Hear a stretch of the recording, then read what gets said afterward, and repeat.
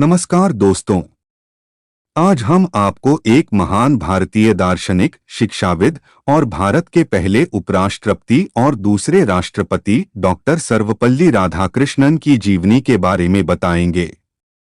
सर्वपल्ली राधाकृष्णन का जन्म 5 सितंबर 1888 को आंध्र प्रदेश के तिरुतानी गांव में हुआ था।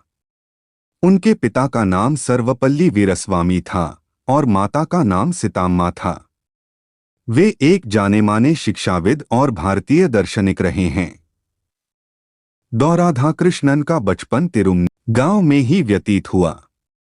वहीं से इन्होंने अपनी शिक्षा की प्रारंभ की। आगे की शिक्षा के लिए इनके पिताजी ने क्रिश्चियन मिशनरी संस्था लुथरन मिशन स्कूल तिरुपति में दाखिला करा दिया, जहां वे 1896 से 1900 तक रहे। सन 1900 में डॉ सर्वपल्ली राधाकृष्णन ने वेल्लूर के कॉलेज से शिक्षा ग्रहण की। तत्पश्चात मद्रास क्रिश्चियन कॉलेज, मद्रास से अपनी आगे की शिक्षा पूरी की। वह शुरू से ही एक मेधावी छात्र थे। इन्होंने 1906 में दर्शन शास्त्र में M.Dot किया था। राधाकृष्णन जी को अपने पूरे जीवन शिक्षा के क्षेत्र में स्कॉलरशिप मिलती रही। सर्वपल्ली राधाकृष्णन का अध्यापन करियर बहुत ही महत्वपूर्ण था।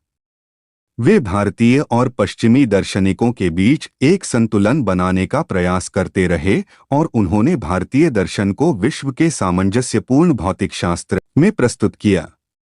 सर्वपल्ली राधाकृष्णन का राजनीतिक करियर भी बहुत सफल था।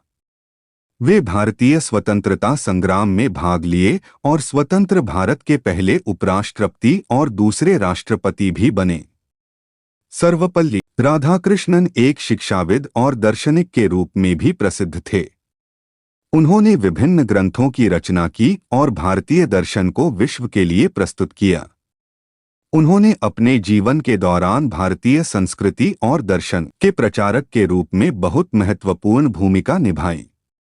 सर्वपल्ली राधाकृष्णन का निधन 17 अप्रैल 1975 को हुआ, लेकिन उनकी यादें और उनका योगदान हमें आज भी याद हैं और उन्हें भारतीय समाज के एक महान शिक्षाविद और दार्शनिक के रूप में याद किया जाता है। इस तरह सर्वपल्ली राधाकृष्णन भारतीय दार्शनिक, शिक्षाविद और राजनेता के रूप में एक महत्वपूर्ण व्यक्ति रहे और उनका योगदान भारतीय समाज के विकास में महत्वपूर्ण था।